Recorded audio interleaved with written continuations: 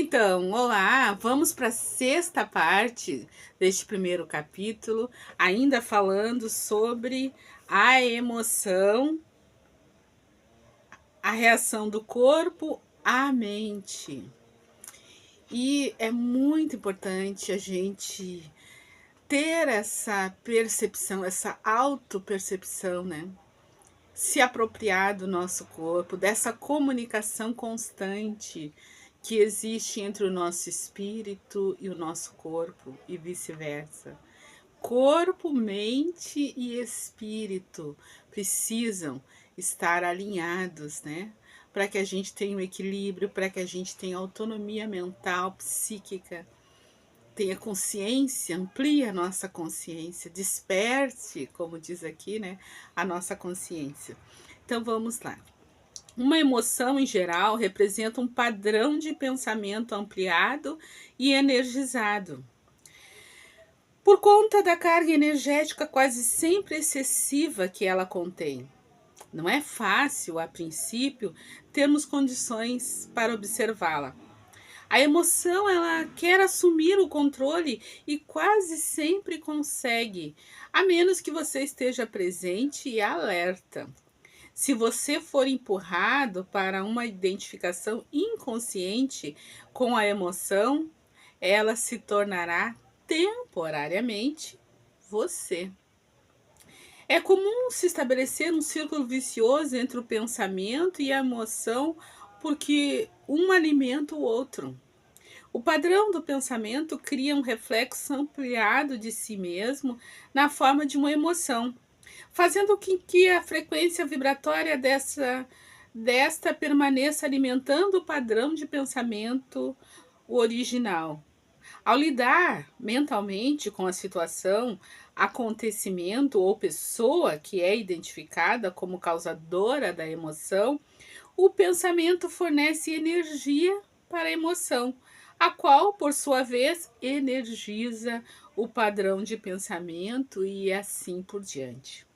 Basicamente, todas as emoções são modificações de uma emoção primitiva não diferenciada, cuja origem é a perda da percepção de quem somos por trás do nome e da forma. É difícil encontrar um nome que descreva essa emoção primitiva.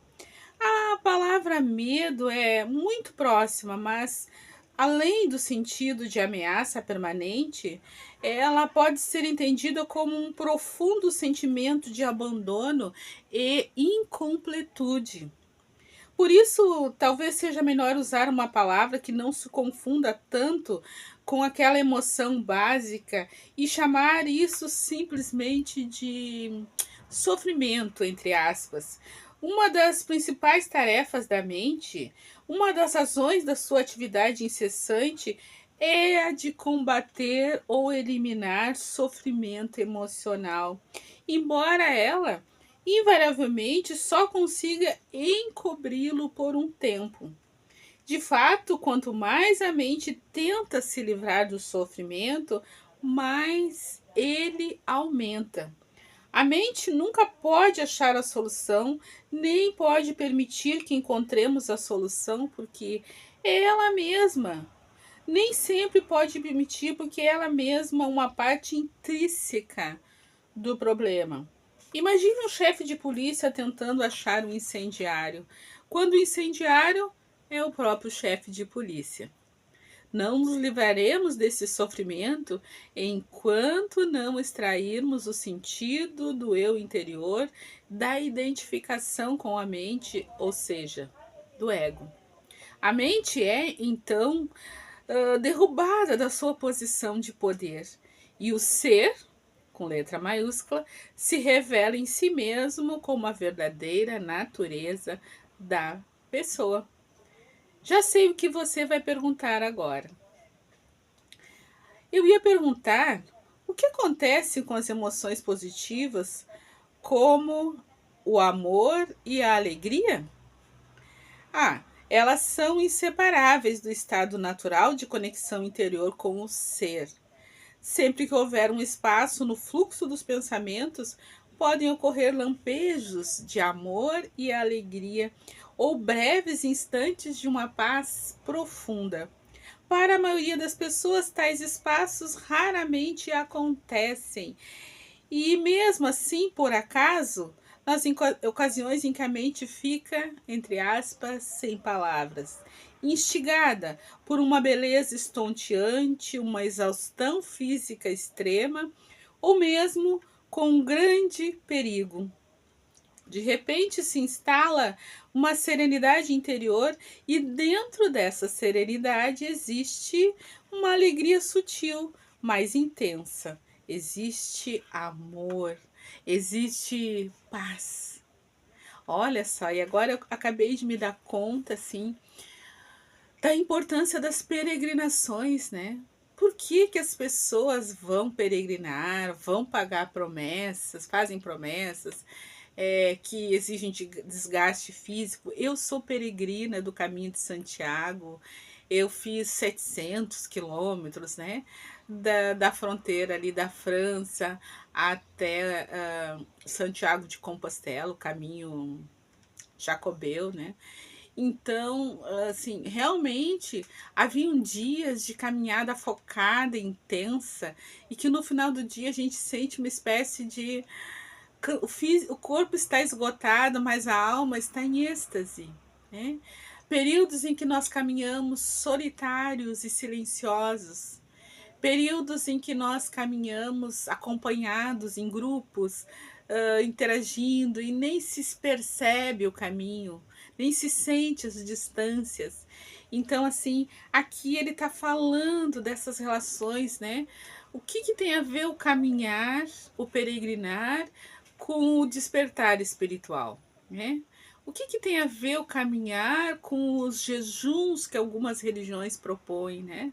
Às vezes restrição alimentar, jejuns, os silêncios, períodos de retiros de silêncio.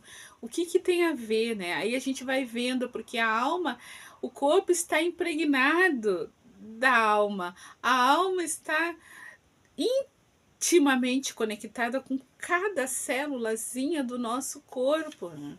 Então a gente às vezes não se dá conta disso. Normalmente, tais momentos têm vida curta, pois a mente logo reassume uma atividade barulhenta que chamamos pensar. O amor, a alegria e a paz não conseguem florescer a menos que tenhamos nos livrado do domínio da mente. Mas eu não chamaria de emoções. Eles estão por baixo das emoções, em um nível mais profundo.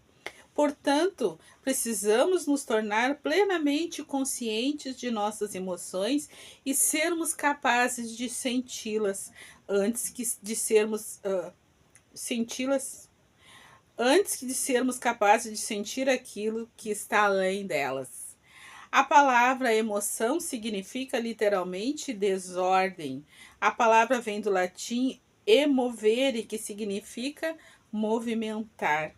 Amor, alegria e paz são estados do ser, ou melhor, três aspectos do estado da ligação interior com o ser.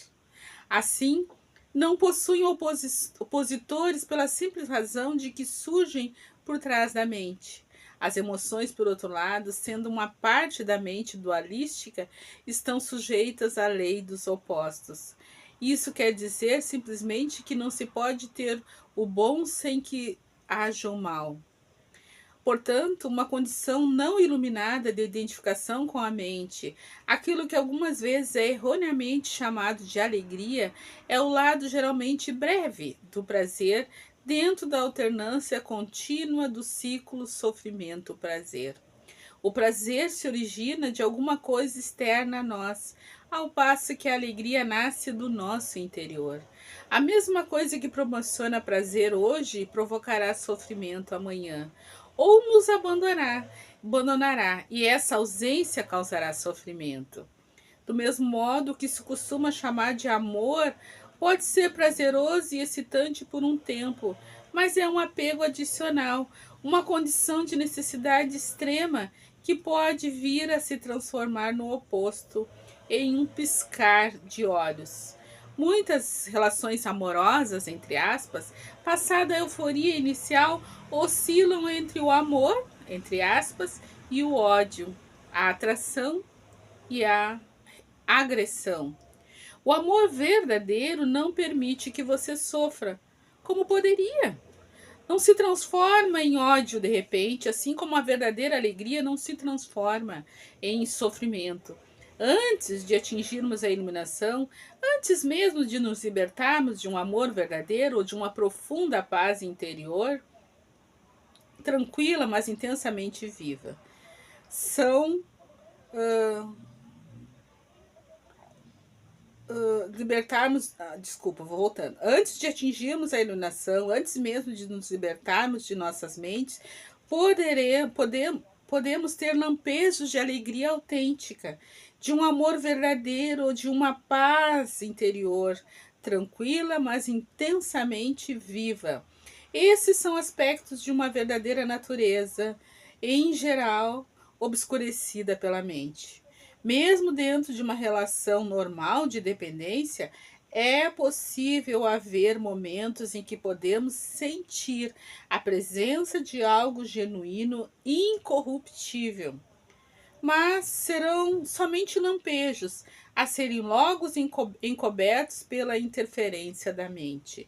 Você poderá ficar com a impressão de que teve alguma coisa muito valiosa, mas a perdeu. Ou a sua mente pode lhe convencer de que tudo não passou de uma ilusão. A verdade é que não foi uma ilusão e você também não a perdeu. Não perdeu nada. Esse algo valioso é parte do seu estado natural. Pode estar encoberto, mas nunca ser destruído pela mente. Mesmo quando o céu está totalmente encoberto, o sol não desapareceu. Ainda está lá, por trás das nuvens. Então, esses ensinamentos nos renovam a esperança, a coragem de trilharmos esse caminho de autodescobrimento, de despertar da consciência. Então, seguimos, eu interrompo aqui para as nossas reflexões, confabulações. Até o próximo vídeo. Um abraço.